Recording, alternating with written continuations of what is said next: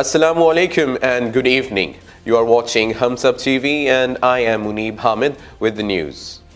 Kulbhushan Jadhav's wife, mother reached Islamabad for meeting with Indian spy.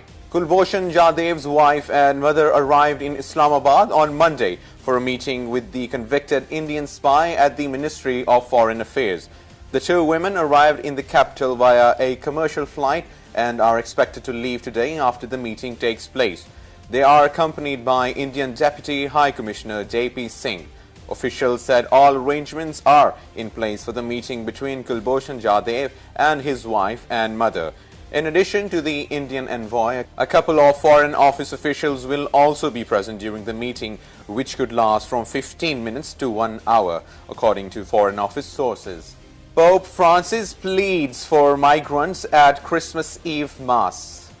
Pope Francis has urged the world not to ignore the plight of millions of migrants driven from their land during Christmas Eve Mass.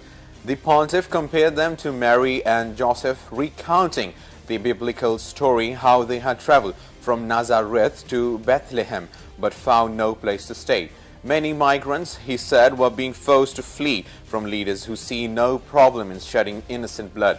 Francis will give his traditional Urbi et Orbi Christmas address on Monday. So many other footsteps are hidden in the footsteps of Joseph and Mary. The 81-year-old Argentine pontiff, himself the grandson of Italian migrant, told worshippers in St. Peter's Basilica in the Vatican City on Sunday evening. 6 dead in suicide attack near Afghan spy agency compound. A suicide attacker on foot blew himself up near a compound belonging to the Afghan intelligence agency in Kabul on Monday, killing 6 civilians, officials said. The attacker struck at a time when workers were arriving at their offices. It comes a week after militants stormed the National Directorate of Security Training Center in the Afghan capital. Interior Ministry spokesman Najib Danish told 6 civilians in a car were killed when the attacker detonated himself. China makes world's largest amphibious aircraft conducts its first flight.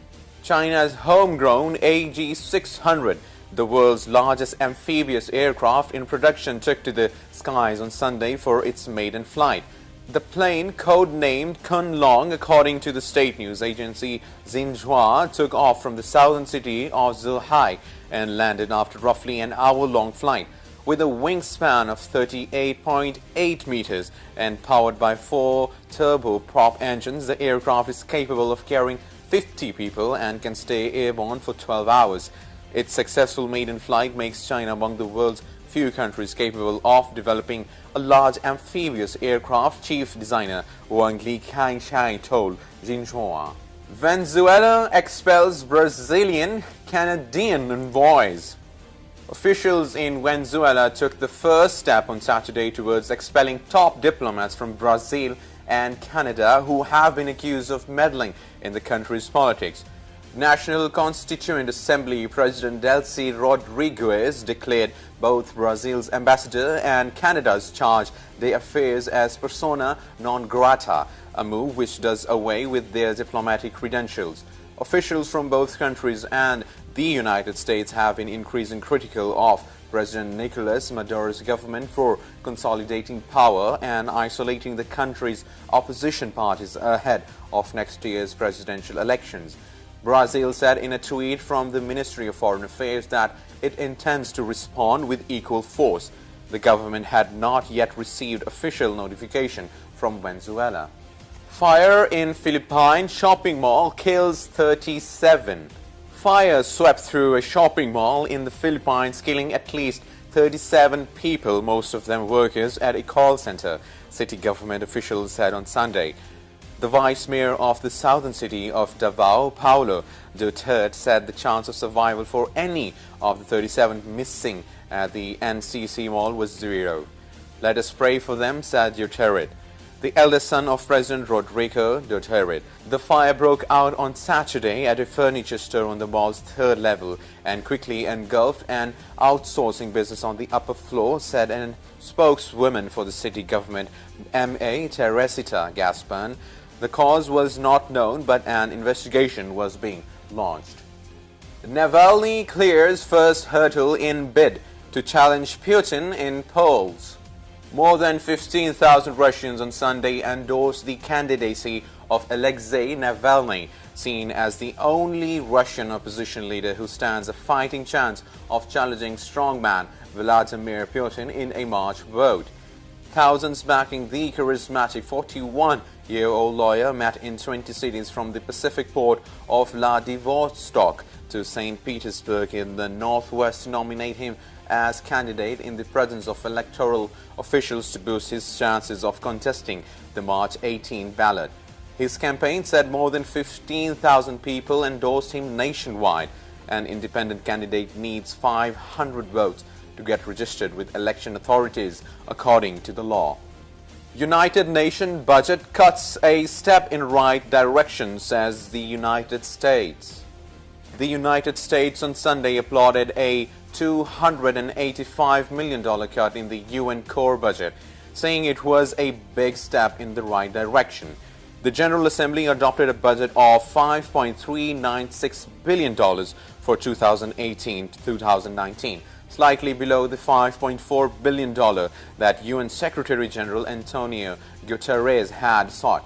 The United States is by far the largest contributor to the UN budget, providing for 22% of the core budget. Following Trump's lead, Guatemala to move embassy to Jerusalem. Guatemala is to move its embassy in Israel to Jerusalem, President Jimmy Morales said Sunday, following United States President Donald Trump's controversial lead on the holy city. After speaking with Israeli Prime Minister Benjamin Netanyahu, Morales wrote to Guatemalans on his Facebook page that one of the most important topics was the return of Guatemala's embassy to Jerusalem from Tel Aviv, where it is currently located. For this reason, I am informing you that I have given instructions to the Foreign Ministry that it start the necessary respective coordination to make this happen. Turkey dismisses over 2,700 in post-coup purges. The Turkish government on Sunday ordered the sacking of more than 2,700 people working in public institutions over their alleged links to terror groups in the latest round of purges since the last year's failed coup. In a separate emergency decree, the country's defense procurement agency was ordered to answer to President Recep Tayyip Erdogan instead of the defense ministry in a move widely viewed as a further expansion of his powers. Turkey's intelligence service, MIT, also came under Mr. Erdogan's control in August. A total of 2,756 people, including academics, soldiers and military personnel, were removed from different bodies, including the Interior, Foreign and Defense Ministries, according to the official gazette. All those dismissed were either members of terror organizations or had links to structures which were acting against national security. China, Russia oppose United Nations criticism of Myanmar over Rohingya. UN General Assembly on Sunday urged Myanmar to end a military campaign against Muslim Rohingya and called for the appointment of a UN Special Envoy despite opposition from China, Russia and some regional countries. A resolution put forward by the Organization of Islamic Cooperation was adopted by a vote of 122 to 10 with 24 absentees. China, Russia, Cambodia, Laos, the Philippines and Vietnam joined Myanmar in voting against the measure, as did Belarus, Syria and Zimbabwe. Catalonia elections. Spain's King Felipe warns separatists.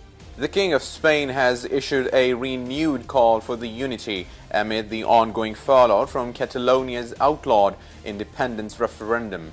In his Christmas message, Felipe urged the people of Catalonia to choose coexistence rather than confrontation. He did not directly mention the leaders of the Catalan separatist movement. In the wake of October's referendum in the region, the king heavily criticized those spearheading Catalonia's independence movement.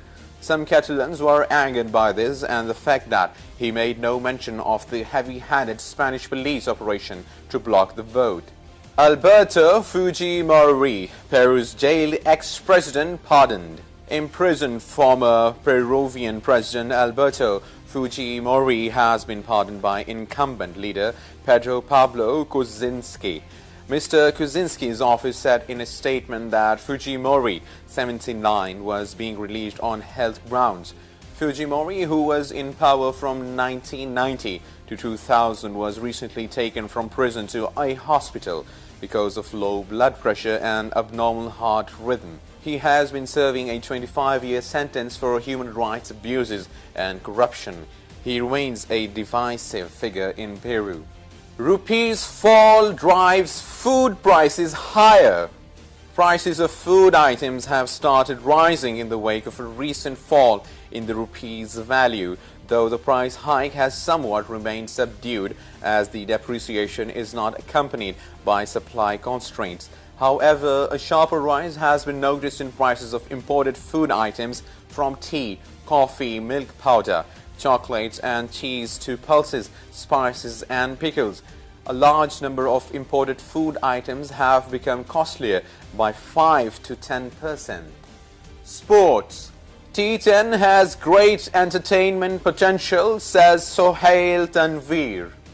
Pakistani left-arm pacer Sohail Tanveer believes T10 cricket is here to stay since it appeals to the cricket-loving audiences due to its shorter format as compared to the T20s. Sohail, who was one part of the winning franchise Kerala Kings in the recently concluded T20 Cricket League in the UAE, says the business formula for the event is going to attract a lot of audiences. Weather. Mainly cold and dry weather is expected in most parts of the country. However, light rain with light snowfall over the hills is expected at isolated places in Malakand Division and Gilgit-Baltistan. Dense foggy conditions are likely to prevail over few plain areas of Punjab and Upper Sindh during night and morning hours. That's all for now. For more news and updates, keep watching Hums Up TV. Take care.